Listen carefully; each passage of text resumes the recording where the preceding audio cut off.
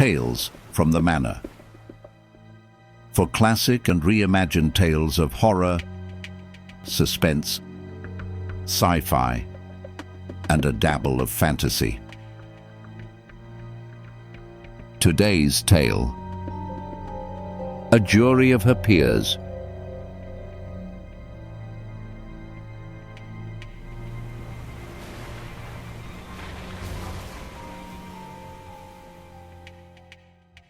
A Jury of Her Peers. When Martha Hale opened the storm door and got a cut of the north wind, she ran back for her big woolen scarf. As she hurriedly wound that round her head, her eye made a scandalized sweep of her kitchen. It was no ordinary thing that called her away. It was probably farther from ordinary than anything that had ever happened in Dixon County. But what her eye took in was that her kitchen was in no shape for leaving. Her bread all ready for mixing, half the flour sifted and half unsifted. She hated to see things half done, but she had been at that when the team from town stopped to get Mr. Hale. And then the sheriff came running in to say his wife wished Mrs. Hale would come too, adding with a grin that he guessed she was getting scary and wanted another woman along. So she had dropped everything right where it was. "Martha," now came her husband's impatient voice, "don't keep folks waiting out here in the cold." She again opened the storm door, and this time joined the 3 men and the 1 woman waiting for her in the big 2-seated buggy.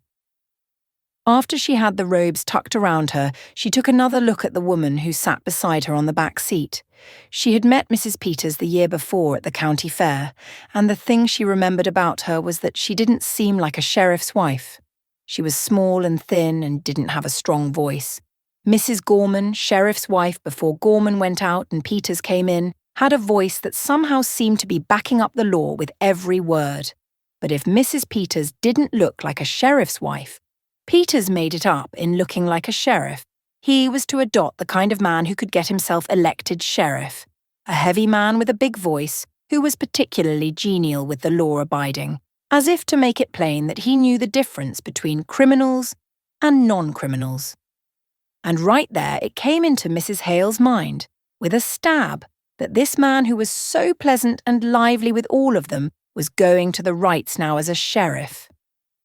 "The country's not very pleasant this time of year," Mrs. Peters at last ventured, as if she felt they ought to be talking as well as the men.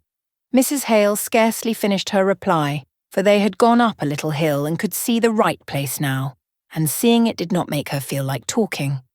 It looked very lonesome this cold March morning. It had always been a lonesome-looking place.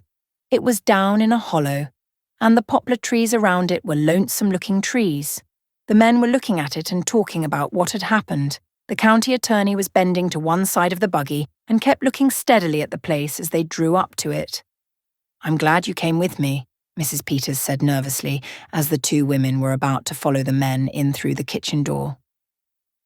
Even after she had her foot on the doorstep, her hand on the knob, Martha Hale had a moment of feeling she could not cross that threshold, and the reason it seemed she couldn't cross it now was simply because she hadn't crossed it before. Time and time again, it had been in her mind, "I ought to go over and see Minnie Foster." She still thought of her as Minnie Foster, though for 20 years she had been Mrs. Wright. And then there was always something to do, and Minnie Foster would go from her mind. But now she could come. The men went over to the stove. The women stood close together by the door. Young Henderson, the county attorney, turned around and said, "Come up to the fire, ladies." Mrs. Peters took a step forward, then stopped. "I'm not cold," she said. And so the 2 women stood by the door, at first not even so much as looking around the kitchen. The men talked for a minute about what a good thing it was the sheriff had sent his deputy out that morning to make a fire for them, and then Sheriff Peters stepped back from the stove, unbuttoned his outer coat, and leaned his hands on the kitchen table in a way that seemed to mark the beginning of official business. "Now, Mr. Hale," he said in a sort of semi-official voice, "before we move things about, you tell Mr. Henderson just what it was you saw when you came here yesterday morning." The county attorney was looking around the kitchen. "By the way," he said, "has anything been moved?" He turned to the sheriff. Are things just as you left them yesterday? Peters looked from cupboard to sink, from that to a small worn rocker a little to one side of the kitchen table.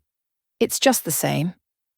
Somebody should have been left here yesterday, said the county attorney. Oh, yesterday, returned the sheriff with a little gesture as of yesterday having been more than he could bear to think of. When I had to send Frank to Morris Center for that man who went crazy, let me tell you, I had my hands full yesterday. I knew you could get back from Omaha by today, George, and as long as I went over everything here myself.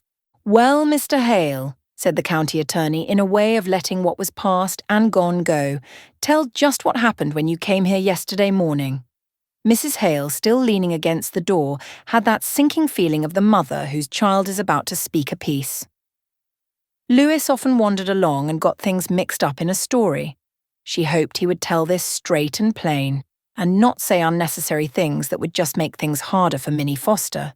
He didn't begin at once, and she noticed that he looked queer, as if standing in that kitchen and having to tell what he had seen there yesterday morning made him almost sick.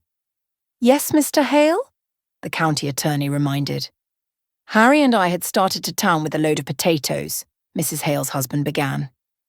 Harry was Mrs. Hale's oldest boy. He wasn't with them now for the very good reason that those potatoes never got to town yesterday and he was taking them this morning.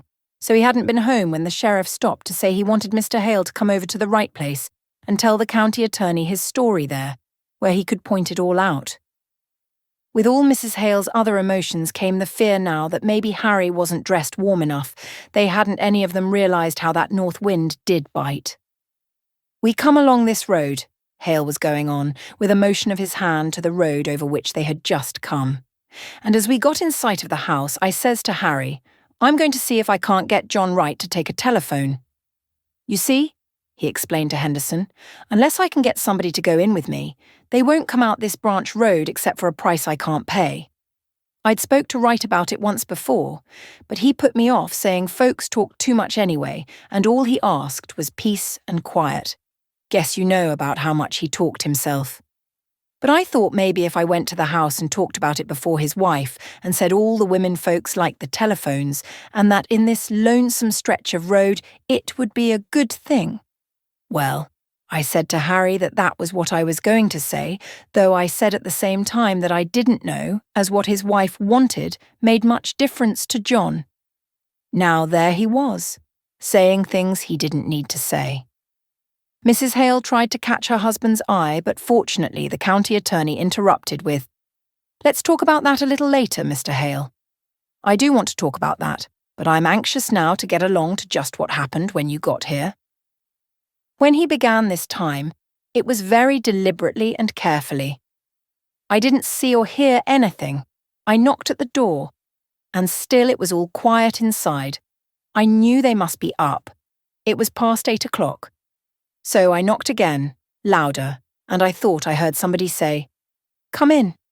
I wasn't sure, I'm not sure yet, but I opened the door, this door, jerking a hand toward the door by which the two women stood. And there, in that rocker, pointing to it, sat Mrs. Wright. Everyone in the kitchen looked at the rocker. It came into Mrs. Hale's mind that that rocker didn't look in the least like Minnie Foster, the Minnie Foster of 20 years before. It was a dingy red with wooden rungs up the back, and the middle rung was gone, and the chair sagged to one side. How did she look? The county attorney was inquiring. Well, said Hale, she looked queer. How do you mean, queer? As he asked it, he took out a notebook and pencil. Mrs. Hale did not like the sight of that pencil. She kept her eye fixed on her husband, as if to keep him from saying unnecessary things that would go into that notebook and make trouble. Hale did speak guardedly, as if the pencil had affected him too. Well, as if she didn't know what she was going to do next, and kind of done up. How did she seem to feel about your coming? Why, I don't think she minded, one way or other. She didn't pay much attention. I said, Ho do, Mrs. Wright. It's cold, ain't it? And she said, Is it? And went on pleating at her apron. Well, I was surprised. She didn't ask me to come up to the stove or to sit down, but just sat there, not even looking at me. And so I said, I want to see John. And then she laughed. I guess you would call it a laugh. I thought of Harry and the team outside, so I said a little sharp, "Can I see John?" "No," says she, kind of dull-like. "Ain't he home?" says I. Then she looked at me. "Yes," says she, "he's home." "Then why can't I see him?" I asked her, out of patience with her now. "'Cause he's dead," says she, just as quiet and dull, and fell to pleat in her apron. "Dead?" says I, like you do when you can't take in what you've heard. She just nodded her head, not getting a bit excited, but rocking back and forth. "Why, where is he?" says I, not knowing what to say. She just pointed upstairs like this, pointing to the room above. I got up, with the idea of going up there myself. By this time I didn't know what to do. I walked from there to here. Then I says, "Why, what did he die of?" "He died of a rope round his neck," says she, and just went on pleating at her apron. Hale stopped speaking and stood staring at the rocker as if he was still seeing the woman who had sat there the morning before. Nobody spoke. It was as if everyone was seeing the woman who had sat there the morning before. "And what did you do then?" The county attorney at last broke the silence. "I went out and called Harry. I thought I might need help. I got Harry in and we went upstairs." His voice fell almost to a whisper. There he was, lying over the— "I think I'd rather have you go into that upstairs," the county attorney interrupted, "where you can point it all out. Just go on now with the rest of the story." "Well, my first thought was to get that rope off. It looked—" He stopped, his face twitching. But Harry, he went up to him and he said, "No, he's dead all right, and we'd better not touch anything." So we went downstairs. She was still sitting that same way. "Has anybody been notified?" I asked. "No," says she, unconcerned. "Who did this, Mrs. Wright?" said Harry. He said it businesslike, and she stopped pleating at her apron. "I don't know," she says. "You don't know?" says Harry. "Weren't you sleeping in the bed with him?" "Yes," says she, "but I was on the inside." "Somebody slipped a rope round his neck and strangled him, and you didn't wake up," says Harry. "I didn't wake up," she said after him. We may have looked as if we didn't see how that could be, for after a minute she said, "I sleep sound." Harry was going to ask her more questions, but I said maybe that weren't our business. Maybe we ought to let her tell her story first to the coroner or the sheriff. So Harry went fast as he could over to High Road, the Rivers place, where there's a telephone. "And what did she do when she knew you had gone for the coroner?" The attorney got his pencil in his hand, all ready for writing. "She moved from that chair to this one over here." Hale pointed to a small chair in the corner, and just sat there with her hands held together and looking down. I got a feeling that I ought to make some conversation, so I said I had come in to see if John wanted to put in a telephone, and at that she started to laugh, and then she stopped and looked at me. Scared. At sound of a moving pencil, the man who was telling the story looked up. "I don't know, maybe it wasn't scared," he hastened. "I wouldn't like to say it was. Soon Harry got back, and then Dr. Lloyd came, and you, Mr. Peters, and so I guess that's all I know that you don't." He said that last with relief, and moved a little, as if relaxing. Everyone moved a little. The county attorney walked toward the stair door. "I guess we'll go upstairs first, then out to the barn and around there." He paused and looked around the kitchen. "You're convinced there was nothing important here?" he asked the sheriff. "Nothing that would point to any motive?" The sheriff too looked all around, as if to reconvince himself. "Nothing here but kitchen things," he said, with a little laugh for the insignificance of kitchen things. The county attorney was looking at the cupboard. A peculiar, ungainly structure, half closet and half cupboard, the upper part of it being built in the wall, and the lower part just the old-fashioned kitchen cupboard. As if its queerness attracted him, he got a chair and opened the upper part and looked in. After a moment he drew his hand away, sticky. "Here's a nice mess," he said resentfully. The two women had drawn nearer, and now the sheriff's wife spoke. "Oh, her fruit," she said, looking to Mrs. Hale for sympathetic understanding. She turned back to the county attorney and explained, "She worried about that when it turned so cold last night. She said the fire would go out and her jars might burst." Mrs. Peters' husband broke into a laugh. "Well, can you beat the women? Held for murder and worrying about her preserves." The young attorney set his lips. "I guess before we're through with her, she may have something more serious than preserves to worry about." "Oh, well," said Mrs. Hale's husband, with good-natured superiority. "Women are used to worrying over trifles." The two women moved a little closer together. Neither of them spoke. The county attorney seemed suddenly to remember his manners and think of his future. "And yet," said he, with the gallantry of a young politician, "for all their worries, what would we do without the ladies?" The women did not speak, did not unbend. He went to the sink and began washing his hands. He turned to wipe them on the roller towel, whirled it for a cleaner place. Dirty towels! Not much of a housekeeper, would you say, ladies? He kicked his foot against some dirty pans under the sink. "There's a great deal of work to be done on a farm," said Mrs. Hale stiffly. "To be sure. And yet," with a little bow to her, "I know there are some Dixon County farmhouses that do not have such roller towels." He gave it a pull to expose its full length again. "Those towels get dirty awful quick. Men's hands aren't always as clean as they might be." "Ah, loyal to your sex, I see," he laughed. He stopped and gave her a keen look.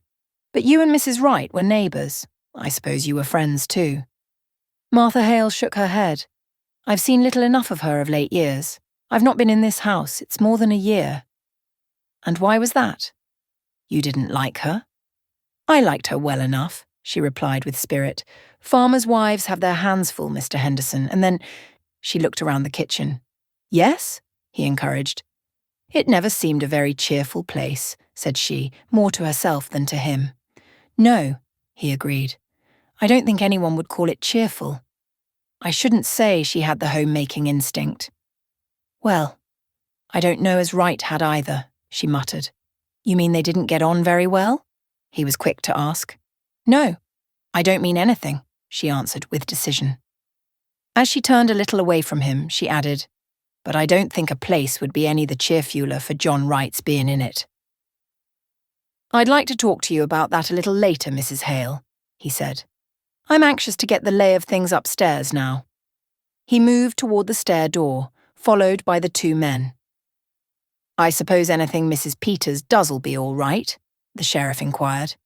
"She was to take in some clothes for her, you know, and a few little things. We left in such a hurry yesterday." The county attorney looked at the two women whom they were leaving alone there among the kitchen things.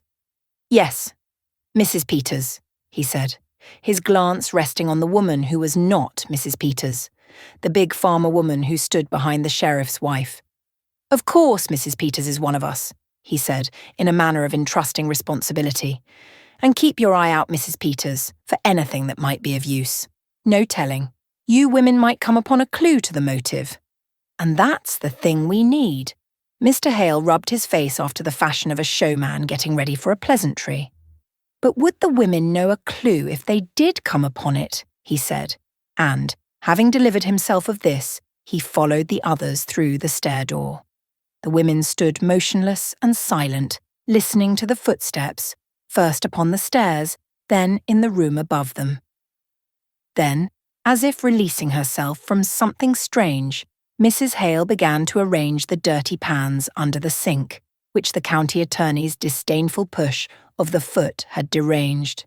"I'd hate to have men coming into my kitchen," she said testily, "snooping round and criticising." "Of course it's no more than their duty," said the sheriff's wife in her manner of timid acquiescence. "Duty's all right," replied Mrs. Hale bluffly, "but I guess that deputy sheriff that come out to make the fire might have got a little of this on." She gave the roller towel a pull. "Wish I'd thought of that sooner. Seems mean to talk about her for not having things slicked up when she had to come away in such a hurry." She looked around the kitchen. Certainly it was not slicked up. Her eye was held by a bucket of sugar on a low shelf. The cover was off the wooden bucket, and beside it was a paper bag, half full. Mrs. Hale moved toward it. She was putting this in there, she said to herself slowly. She thought of the flour in her kitchen at home, half sifted, half not sifted. She had been interrupted and had left things half done. What had interrupted Minnie Foster? Why had that work been left half done? She made a move as if to finish it. Unfinished things always bothered her. And then she glanced around and saw that Mrs. Peters was watching her. And she didn't want Mrs. Peters to get that feeling she had got of work begun. And then, for some reason, not finished. "It's a shame about her fruit," she said, and walked toward the cupboard that the county attorney had opened and got on the chair, murmuring, "I wonder if it's all gone." It was a sorry enough looking sight, but "Here's one that's all right," she said at last. She held it toward the light. "This is cherries too." She looked again. "I declare I believe that's the only one." With a sigh, she got down from the chair, went to the sink and wiped off the bottle. "She'll feel awful bad, after all her hard work in the hot weather. I remember the afternoon I put up my cherries last summer." She set the bottle on the table and, with another sigh, started to sit down in the rocker. But she did not sit down. Something kept her from sitting down in that chair. She straightened, stepped back, and, half turned away, stood looking at it, seeing the woman who had sat there, pleating at her apron. The thin voice of the sheriff's wife broke in upon her. "I must be getting those things from the front room closet." She opened the door into the other room, started in, stepped back. "You coming with me, Mrs. Hale?" she asked nervously. You could help me get them." They were soon back. The stark coldness of that shut-up room was not a thing to linger in. "My," said Mrs. Peters, dropping the things on the table and hurrying to the stove. Mrs. Hale stood examining the clothes the woman who was being detained in town had said she wanted. "Wright was close," she exclaimed, holding up a shabby black skirt that bore the marks of much making over. "I think maybe that's why she kept so much to herself. I suppose she felt she couldn't do her part. And then, you don't enjoy things when you feel shabby. She used to wear pretty clothes and be lively when she was Minnie Foster, one of the town girls singing in the choir, but that was 20 years ago." With a carefulness in which there was something tender, she folded the shabby clothes and piled them at one corner of the table. She looked up at Mrs. Peters, and there was something in the other woman's look that irritated her. "She don't care," she said to herself. "Much difference it makes to her whether Minnie Foster had pretty clothes when she was a girl." Then she looked again, and she wasn't so sure. In fact, she hadn't at any time been perfectly sure about Mrs. Peters. She had that shrinking manner, and yet her eyes looked as if they could see a long way into things. "This all you was to take in?" asked Mrs. Hale. "No," said the sheriff's wife. "She said she wanted an apron." "Funny thing to want," she ventured in her nervous little way, "for there's not much to get you dirty in jail, goodness knows. But I suppose just to make her feel more natural. If you're used to wearing an apron." She said they were in the bottom drawer of this cupboard. Yes, here they are. And then her little shawl that always hung on the stair door. She took the small grey shawl from behind the door leading upstairs and stood a minute looking at it. Suddenly Mrs. Hale took a quick step toward the other woman. "Mrs. Peters." "Yes, Mrs. Hale. Do you think she did it?" A frightened look blurred the other thing in Mrs. Peters' eyes. "Oh, I don't know," she said, in a voice that seemed to shrink away from the subject. "Well, I don't think she did," affirmed Mrs. Hale stoutly, "asking for an apron and her little shawl, worrying about her fruit. Mr. Peters says—" Footsteps were heard in the room above. She stopped, looked up, then went on in a lowered voice. "Mr. Peters says it looks bad for her. Mr. Henderson is awful sarcastic in her speech, and he's going to make fun of her saying she didn't. Wake up." For a moment Mrs. Hale had no answer. Then, "Well, I guess John Wright didn't wake up when they was slipping that rope under his neck," she muttered. "No, it's strange," breathed Mrs. Peters. "They think it was such a funny way to kill a man." She began to laugh. At sound of the laugh, abruptly stopped. "That's just what Mr. Hale said," said Mrs. Hale in a resolutely natural voice. "There was a gun in the house. He says that's what he can't understand." Mr. Henderson said, coming out, that what was needed for the case was a motive, something to show anger or sudden feeling. "Well, I don't see any signs of anger around here," said Mrs. Hale. "I don't—" She stopped. It was as if her mind tripped on something. Her eye was caught by a dish towel in the middle of the kitchen table. Slowly she moved toward the table. One half of it was wiped clean, the other half messy. Her eyes made a slow, almost unwilling turn to the bucket of sugar and the half-empty bag beside it. Things begun, and not finished. After a moment she stepped back and said, in that manner of releasing herself, "Wonder how they're finding things upstairs. I hope she had it a little more redd up there. You know," she paused and, feeling gathered, "it seems kind of sneaking, locking her up in town and coming out here to get her own house to turn against her." "But, Mrs. Hale," said the sheriff's wife, "the law is the law." "I suppose 'tis," answered Mrs. Hale shortly. She turned to the stove, saying something about that fire not being much to brag of. She worked with it a minute, and when she straightened up, she said aggressively, "The law is the law, and a bad stove is a bad stove. How do you like to cook on this?" Pointing with the poker to the broken lining, she opened the oven door and started to express her opinion of the oven. But she was swept into her own thoughts, thinking of what it would mean, year after year, to have that stove to wrestle with. The thought of Minnie Foster trying to bake in that oven, and the thought of her never going over to see Minnie Foster. She was startled by hearing Mrs. Peters say, "A person gets discouraged and loses heart." The sheriff's wife had looked from the stove to the sink, to the pail of water which had been carried in from outside. The two women stood there, silent. Above them, the footsteps of the men who were looking for evidence against the woman who had worked in that kitchen. That look of seeing into things, of seeing through a thing to something else, was in the eyes of the sheriff's wife now. When Mrs. Hale next spoke to her, it was gently. "Better loosen up your things, Mrs. Peters. We'll not feel them when we go out." Mrs. Peters went to the back of the room to hang up the fur tippet she was wearing. A moment later she exclaimed, "Why, she was piecing a quilt," and held up a large sewing basket piled high with quilt pieces. Mrs. Hale spread some of the blocks out on the table. "It's log cabin pattern," she said, putting several of them together. "Pretty, isn't it?" They were so engaged with the quilt that they did not hear the footsteps on the stairs. Just as the stair door opened, Mrs. Hale was saying, "Do you suppose she was going to quilt it or just knot it?" The sheriff threw up his hands. "They wonder whether she was going to quilt it or just knot it." There was a laugh for the ways of women, a warming of hands over the stove, and then the county attorney said briskly, "Well, let's go right out to the barn and get that cleared up."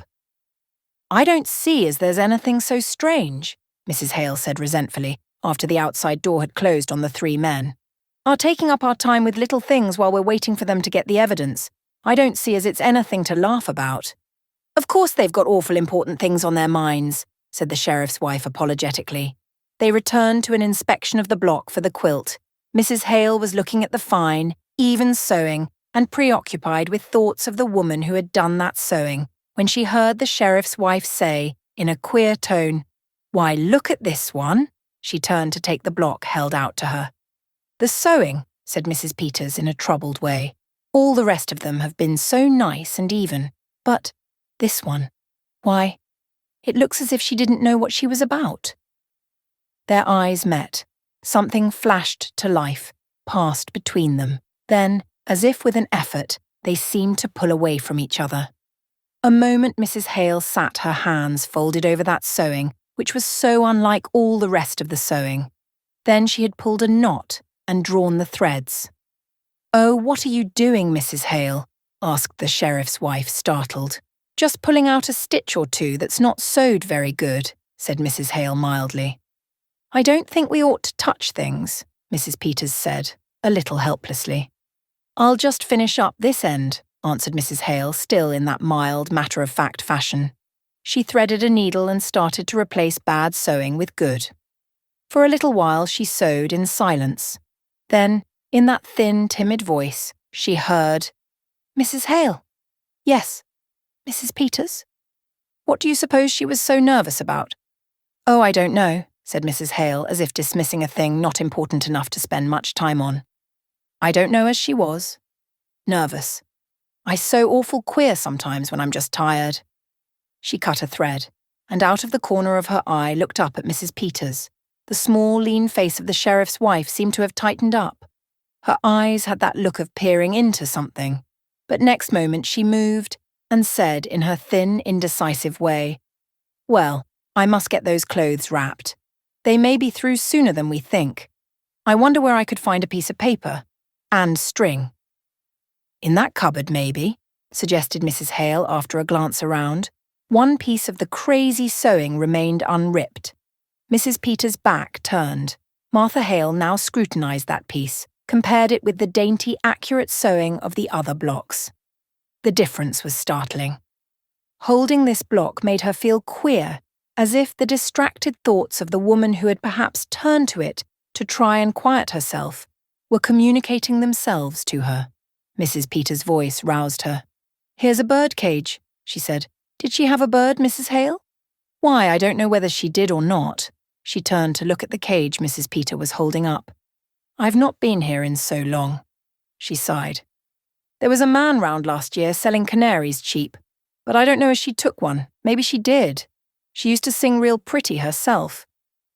Mrs. Peters looked around the kitchen. "Seems kind of funny to think of a bird here." She half laughed, an attempt to put up a barrier. But she must have had one. Or why would she have a cage? I wonder what happened to it. "I suppose maybe the cat got it," suggested Mrs. Hale, resuming her sewing. "No, she didn't have a cat. She's got that feeling some people have about cats, being afraid of them. When they brought her to our house yesterday, my cat got in the room, and she was real upset and asked me to take it out." "My sister Bessie was like that," laughed Mrs. Hale. The sheriff's wife did not reply.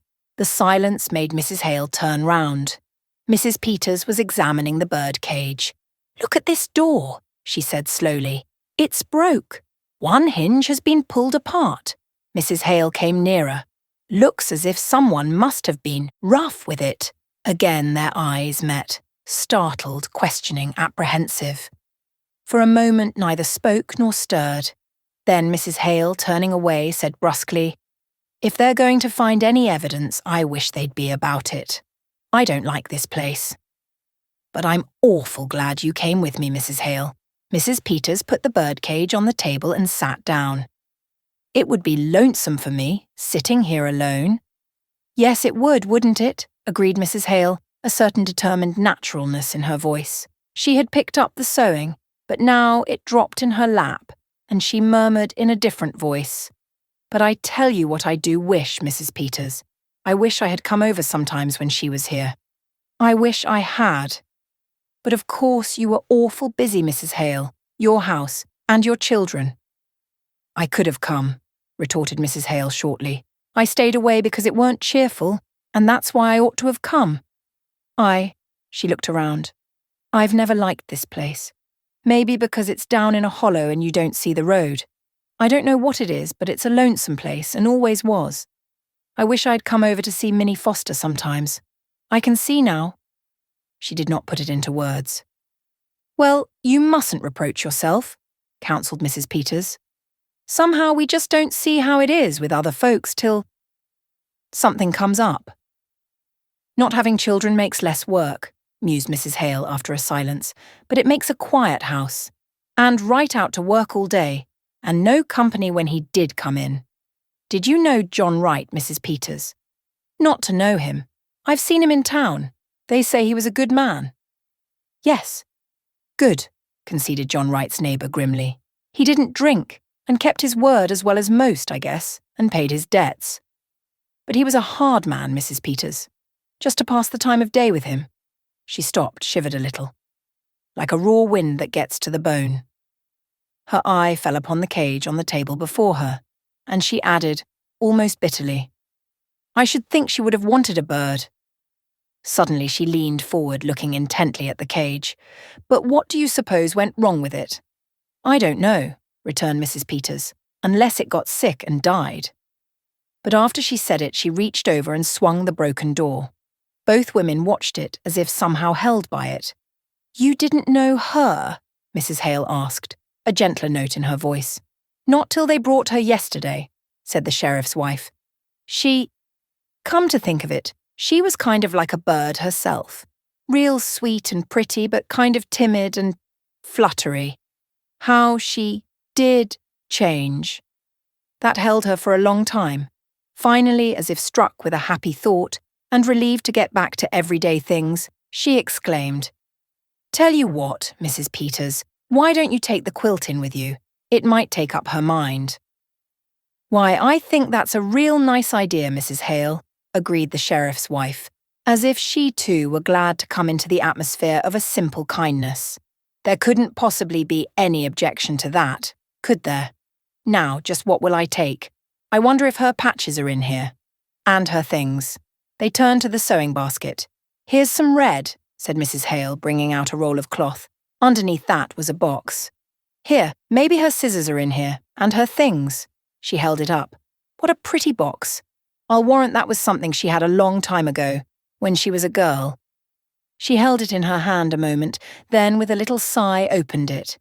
Instantly her hand went to her nose. "Why—" Mrs. Peters drew nearer, then turned away. "There's something wrapped up in this piece of silk," faltered Mrs. Hale. "This isn't her scissors," said Mrs. Peters in a shrinking voice. Her hand not steady, Mrs. Hale raised the piece of silk. "Oh, Mrs. Peters," she cried. "It's—" Mrs. Peters bent closer. "It's the bird," she whispered. "But Mrs. Peters," cried Mrs. Hale, "look at it. Its neck. Look at its neck. It's all other side too." She held the box away from her. The sheriff's wife again bent closer. "Somebody wrung its neck," said she in a voice that was slow and deep. And then again the eyes of the two women met, this time clung together in a look of dawning comprehension, of growing horror. Mrs. Peters looked from the dead bird to the broken door of the cage. Again their eyes met, and just then there was a sound at the outside door. Mrs. Hale slipped the box under the quilt pieces in the basket and sank into the chair before it. Mrs. Peters stood holding to the table. The county attorney and the sheriff came in from outside. "Well, ladies," said the county attorney, as one turning from serious things to little pleasantries, "have you decided whether she was going to quilt it or not it?" "We think," began the sheriff's wife in a flurried voice, "that she was going to not it." He was too preoccupied to notice the change that came in her voice on that last. "Well, that's very interesting, I'm sure," he said tolerantly. He caught sight of the birdcage. "Has the bird flown?" "We think the cat got it," said Mrs. Hale in a voice curiously even. He was walking up and down as if thinking something out. "Is there a cat?" he asked absently. Mrs. Hale shot a look up at the sheriff's wife. "Well, not now," said Mrs. Peters. "They're superstitious, you know. They leave." She sank into her chair. The county attorney did not heed her. "No sign at all of anyone having come in from the outside?" he said to Peters, in the manner of continuing an interrupted conversation. "Their own rope. Now let's go upstairs again and go over it piece by piece. It would have to have been someone who knew just the—" The stair door closed behind them and their voices were lost. The two women sat motionless, not looking at each other, but as if peering into something and at the same time holding back. When they spoke now, it was as if they were afraid of what they were saying, but as if they could not help saying it. "She liked the bird," said Martha Hale, low and slowly. She was going to bury it in that pretty box. "When I was a girl," said Mrs. Peters under her breath, "my kitten, there was a boy took a hatchet, and before my eyes, before I could get there—" She covered her face an instant. "If they hadn't held me back, I would have—" She caught herself, looked upstairs where footsteps were heard and finished weakly, "hurt him." Then they sat without speaking or moving.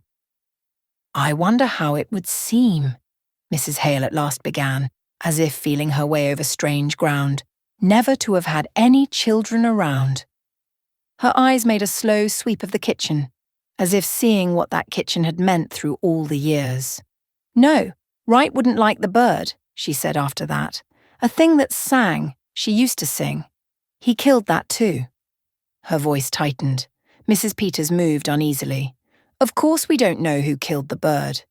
I knew John Wright, was Mrs. Hale's answer. It was an awful thing was done in this house that night, Mrs. Hale, said the sheriff's wife. Killing a man while he slept, slipping a thing round his neck that choked the life out of him. Mrs. Hale's hand went out to the birdcage. His neck choked the life out of him. We don't know who killed him, whispered Mrs. Peters wildly. We don't know.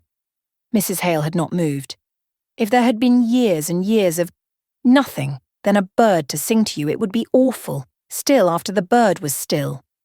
It was as if something within her, not herself, had spoken, and it found in Mrs. Peters something she did not know as herself. I know what stillness is, she said, in a queer, monotonous voice. When we homesteaded in Dakota, and my first baby died, after he was 2 years old, and me with no other then. Mrs. Hale stirred. How soon do you suppose they'll be through looking for the evidence?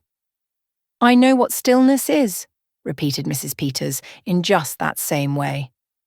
Then she too pulled back. The law has got to punish crime, Mrs. Hale, she said in her tight little way. I wish you'd seen Minnie Foster, was the answer, when she wore a white dress with blue ribbons and stood up there in the choir and sang.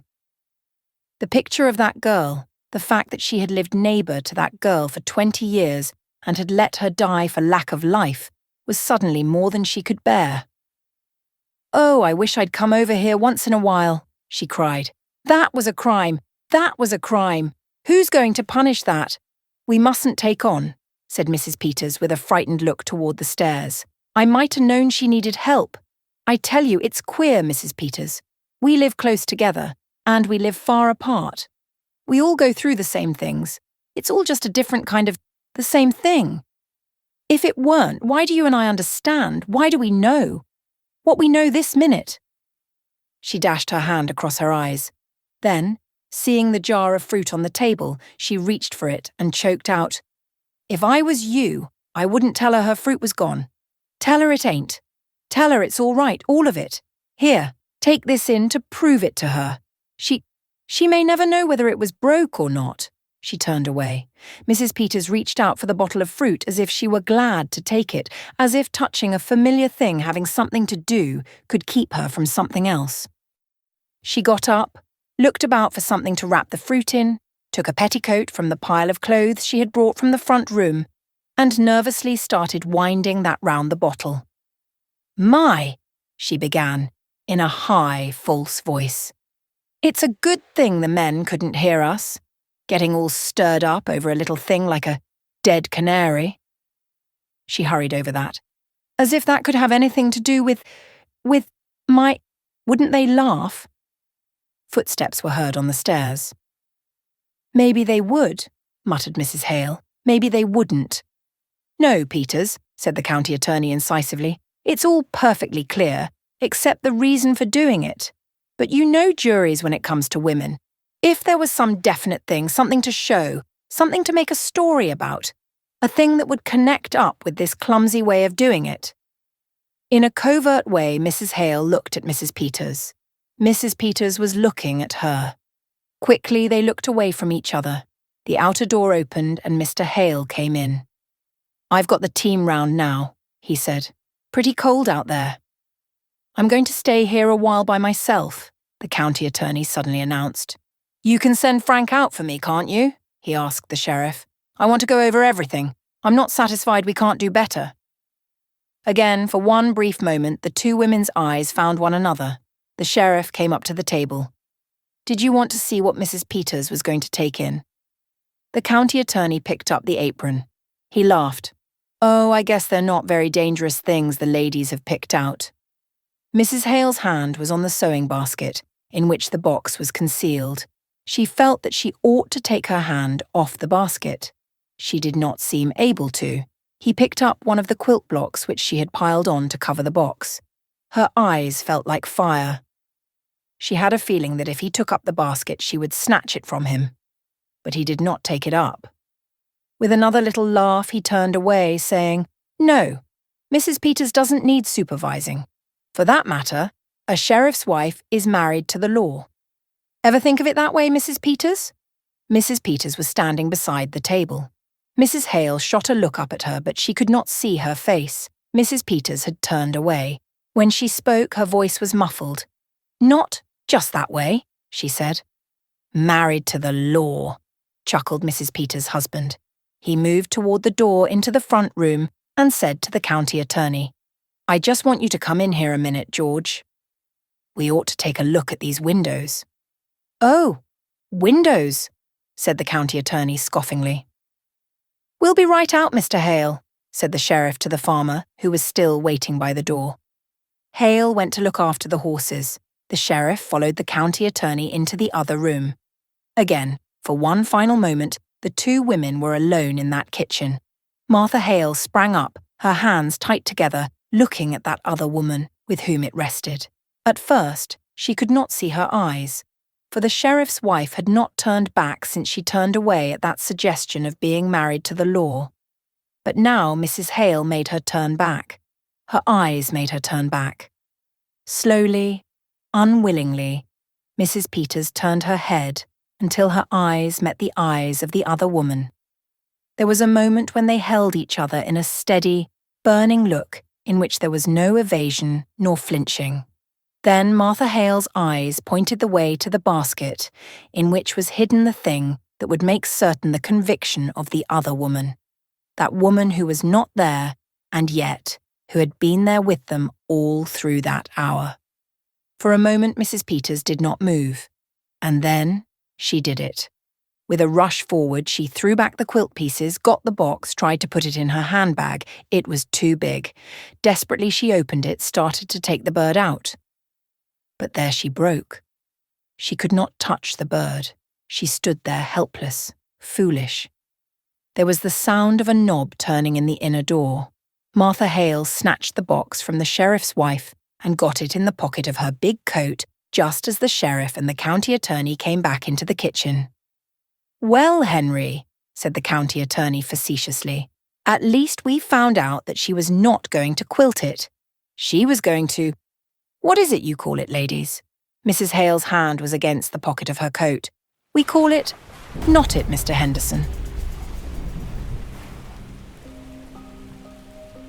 If you like this video, please subscribe and share with another classic audiobook lover.